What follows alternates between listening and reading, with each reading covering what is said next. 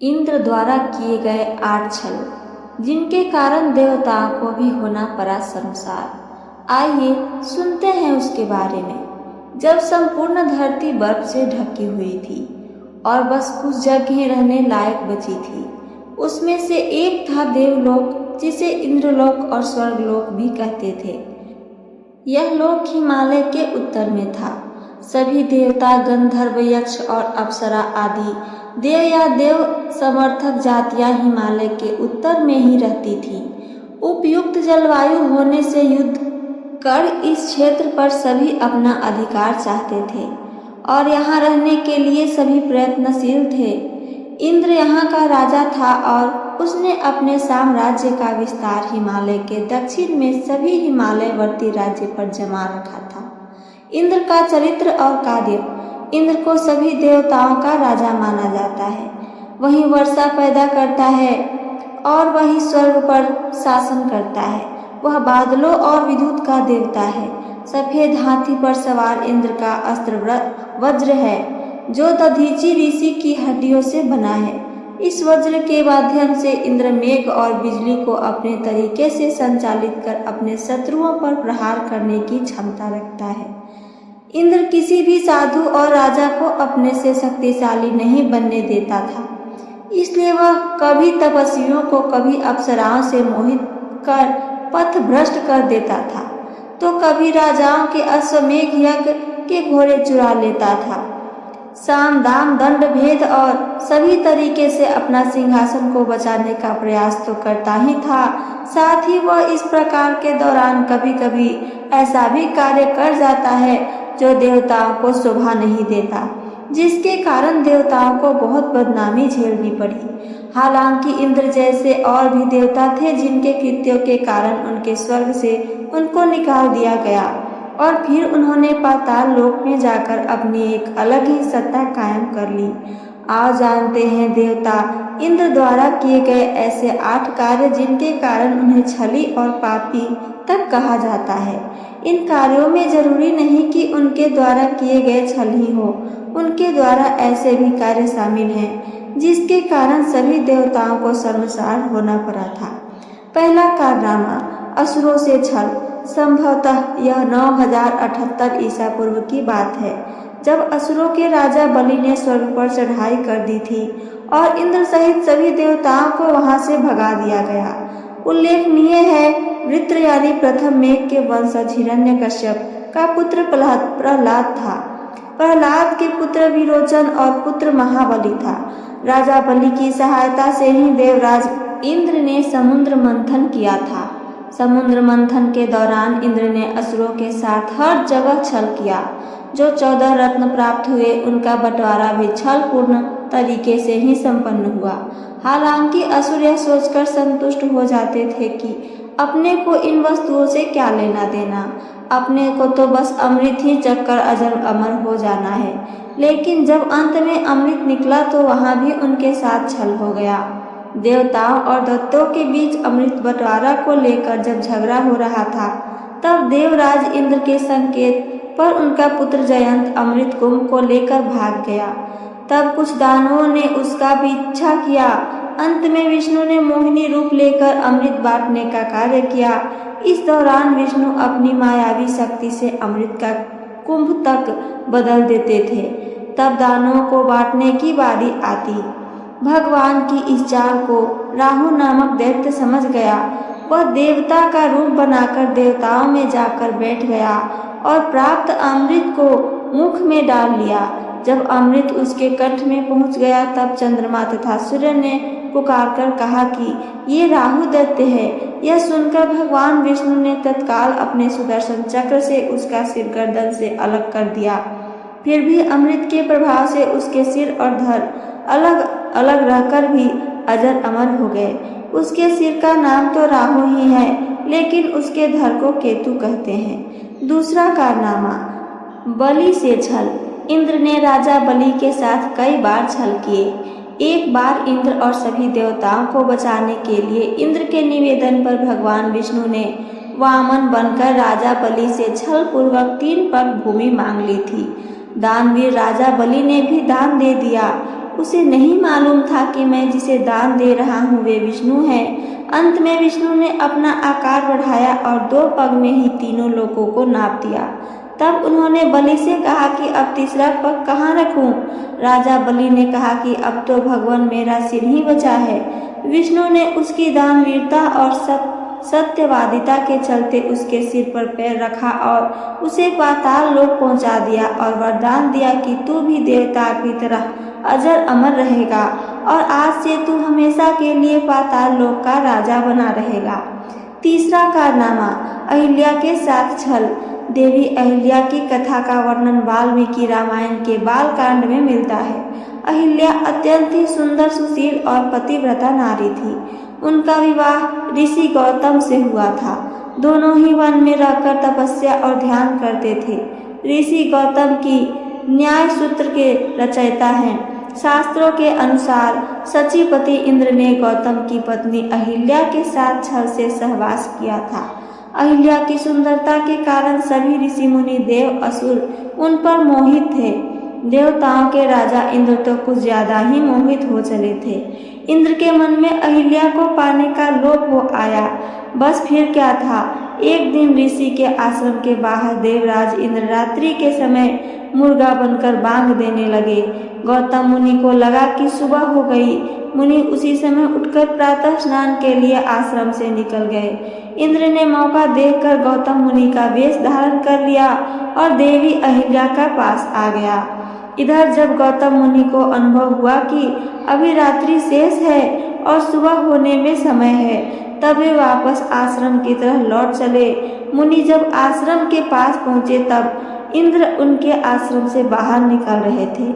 इन्होंने इंद्र को पहचान लिया। इंद्र द्वारा किए गए इस कुकृत्य को जानकर मुनि क्रोधित हो उठे और इंद्र तथा देवी अहिल्या को श्राप दे दिया।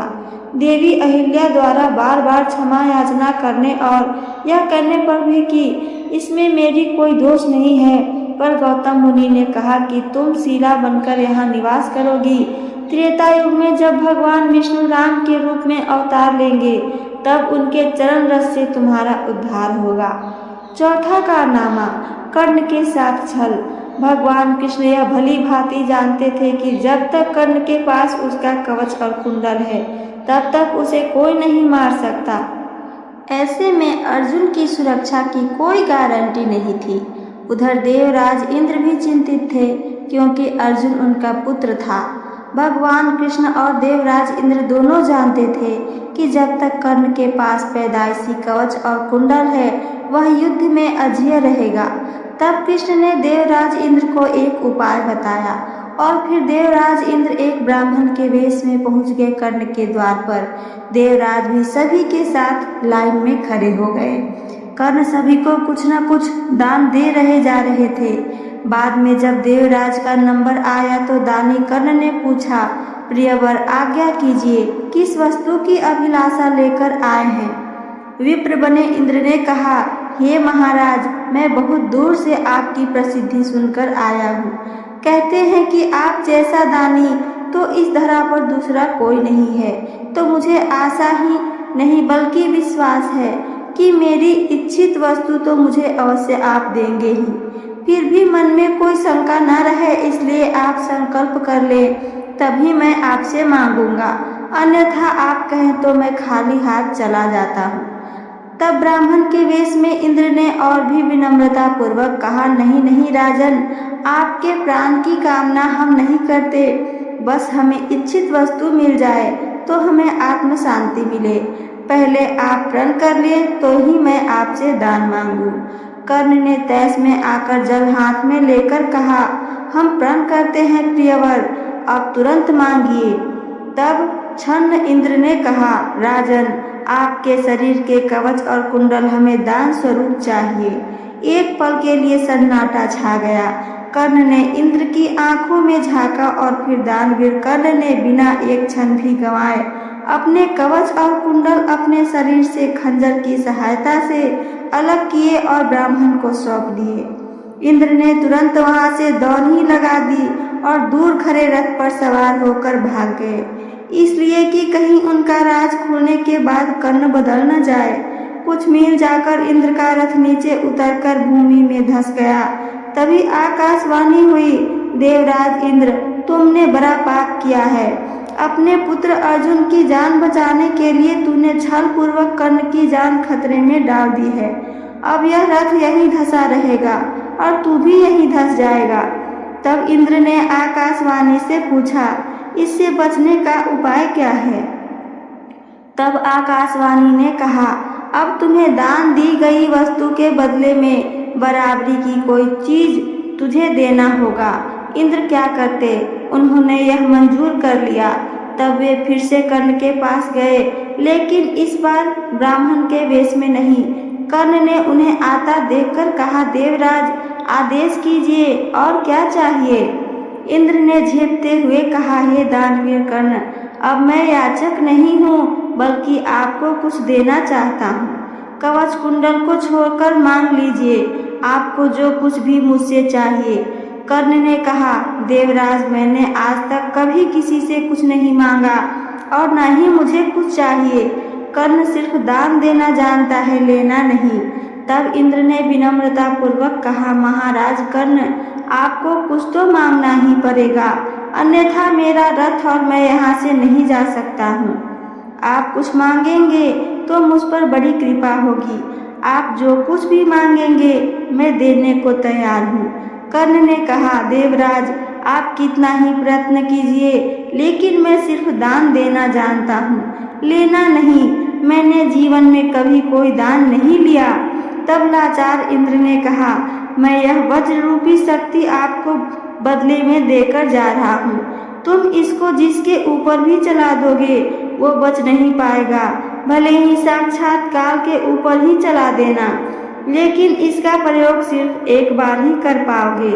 कर्ण कुछ कहते उसके पहले ही देवराज वह वज्र शक्ति वहां रखकर तुरंत भाग लिए। कर्ण के आवाज देने पर भी वे नहीं रुके। बाद में वे कर्ण को उस वज्र शक्ति को अपने पास मजबूरन रखना पड़ा। लेकिन जैसे ही दुर्योधन को मालूम पड़ा कि कर्ण ने अपने कवच कुंडल दान में दे दिए हैं, तो दुर्योधन को तो चक्कर ही आ गए। उसको हस्तिनापुर का राज्य हाथ से जाता दिखने लगा। लेकिन जब उसने सुना कि उसके बदले वज्र शक्ति मिल गई है, तो फिर से उसकी जान में जान आई। अब इसे भी कर्ण की गलती नहीं मान सकते, यह उसकी मजबूरी थी। लेकिन उसने यहाँ गलती यह की कि वह इंद्र से कुछ मांग ही लेना चाहिए था। नहीं मांगने की गलती तो की ही है। अरे वज्र शक्ति तो 3 बार प्रयोग करने की इच्छा ही व्यक्त कर देता। 5वां कारनामा, विश्वामित्र के साथ छल। सप्त ऋषियों में से एक विश्वामित्र रामायण काल के ऋषि हैं। उनके काल में ही ऋषि वशिष्ठ थे और दोनों के बीच वर्चस्व की लड़ाई चलती रहती थी। ऋषि वशिष्ठ को देवताओं का साथ था। प्रजापति के पुत्र कुश, कुश के पुत्र कुशनाभ और कुशनाभ के पुत्र राजा गाधी थे। विश्वामित्र उन्हीं गाधी के पुत्र थे। विश्वामित्र ऋषि बनने के पहले एक प्रतापी राजा थे। उनके मन में ऋषि बनकर ब्राह्मणत्व प्राप्त करने की इच्छा हुई। इस इच्छा के चलते वे एक जगह पर तपस्या रत हो गए। उनकी तपस्या से घबराकर इंद्र ने तपस्या भंग करने के लिए अप्सरा मेनका को भेजा। मेनका ने कई तरह के उपक्रम करने के बाद विश्वामित्र की तपस्या भंग कर उनके मन में काम उत्पन्न कर दिया। विश्वामित्र सब कुछ छोड़कर मेनका के प्रेम में डूब गए। जब इन्हें होश आया तो इनके मन में पश्चाताप का उदय हुआ। ये पुनः कठोर तपस्या में लगे और सिद्ध हो गए। सिद्ध होने के बाद काम के बाद क्रोध ने भी विश्वामित्र को पराजित कर दिया था। जब त्रिशंकु ने उनके समक्ष सशरीर स्वर्ग जाने की इच्छा प्रकट की थी। इक्ष्वाकु वंश के राजा त्रिशंकु एक बार सशरीर ही स्वर्ग जाने की इच्छा लेकर अपने गुरु ऋषि वशिष्ठ के पास गए, लेकिन वशिष्ठ के मना करने पर वे उनको भला बुरा कहने लगे। वशिष्ठ जी के पुत्रों ने रुष्ट होकर त्रिशंकु को चांडाल होने का श्राप दे दिया। तब त्रिशंकु विश्वामित्र के पास गए। विश्वामित्र ने कहा, मेरी शरण में आए व्यक्ति की मैं अवश्य ही मदद करता हूँ। तब विश्वामित्र उन्हें स्वर्ग भेजने के लिए यज्ञ की तैयारी करने लगे। यज्ञ की समाप्ति पर विश्वामित्र ने सब देवताओं का नाम ले लेकर उनसे अपने यज्ञ में भाग लेने को ग्रहण करने की आह्वान किया, किंतु कोई भी देवता अपना भाग लेना नहीं आया। इस पर क्रुद्ध होकर विश्वामित्र ने अर्घ्य हाथ में लेकर कहा कि हे त्रिशंकु, मैं तुझे अपनी तपस्या के बल से स्वर्ग भेजता हूँ। इतना कहकर विश्वामित्र ने जल छिड़का और राजा त्रिशंकु सशरीर सहित आकाश में चढ़ते हुए स्वर्ग जा पहुँचे। त्रिशंकु को स्वर्ग में आया देख इंद्र ने क्रोध से कहा कि रे मूर्ख, तुझे तेरे गुरु ने श्राप दिया है, इसलिए तू स्वर्ग में रहने योग्य नहीं है। इंद्र के ऐसा कहते ही त्रिशंकु के सिर के बल पृथ्वी पर गिरने लगे और विश्वामित्र से अपनी रक्षा की प्रार्थना करने लगे। विश्वामित्र ने उन्हें वहीं ठहरने का आदेश दिया और वे अधर में ही सिर के बल लटक गए। तब विश्वामित्र ने उसी स्थान पर अपनी तपस्या के बल से स्वर्ग की सृष्टि कर दी और नए तारे तथा दक्षिण दिशा में सप्त ऋषि मंडल बना दिए। इसके बाद उन्होंने नए इंद्र की सृष्टि करने का विचार किया, जिससे इंद्र सहित सभी देवता भयभीत होकर विश्वामित्र से अनुनय विनय करने लगे। वे बोले कि हमने त्रिशंकु को केवल इसलिए लौटा दिया था कि वे गुरु के श्राप के कारण स्वर्ग में नहीं रख सकते थे। इंद्र की बात सुनकर विश्वामित्र जी बोले कि ठीक है, और यह स्वर्ग मंडल हमेशा रहेगा और त्रिशंकु सदा इस नक्षत्र मंडल में अमर होकर राज्य करेगा। इस मंडल का कोई इंद्र नहीं होगा। इससे संतुष्ट होकर इंद्रादि देवता अपने अपने स्थानों को वापस चले गए। छठा कारनामा, मार्कंडेय ऋषि के साथ नहीं कर पाया छल। इंद्र मार्कंडेय ऋषि संवाद। मार्कंडेय ऋषि की तपस्या से घबराकर इंद्र ने उर्वशी को उनकी तपस्या भंग करने के लिए भेजा। कहते हैं कि इंद्र का शासनकाल 72 चैकड़ी यानी चतुर्युगी युग होता है और वह तब तक अपने पद की रक्षा के लिए कुछ भी कर सकते हैं। इसी उद्देश्य से इंद्र ने मार्कंडेय ऋषि के पास एक उर्वशी स्वर्ग से भेजी गई। उर्वशी ने अपनी सिद्धि शक्ति से सुहावना मौसम बनाया तथा खूब नृत्य और गान किया और अंत में निर्वस्त्र हो गई। तब मार्कंडेय ऋषि ने कहा कि हे देवी, आप यहाँ किस लिए आई? इस पर उर्वशी ने कहा कि हे ऋषि, आप जीत गए, मैं हार गई। आप रस से मस्त नहीं हुए, आप सचमुच ब्रह्मज्ञानी हैं, लेकिन यदि मैं आपसे हार कर स्वर्ग में गई तो मेरा मजाक उड़ाया जाएगा, इंद्र की उलाहना का सामना करना होगा। उर्वशी ने कहा कि इंद्र की पटरानी मैं ही हूँ। इस पर मार्कंडेय ऋषि ने कहा कि जब इंद्र मरेगा तब क्या करेगी? उर्वशी बोली, मैं 14 इंद्र तक बनी रहूंगी। मेरे सामने 14 इंद्र अपनी अपनी इंद्र पदवी भोग कर मर जाएंगे। मेरी आयु स्वर्ग की पटरानी के रूप में है। इसी तरह एक ब्रह्मा के एक दिन, एक कल्प की आयु एक इंद्र की पटरानी सची की है।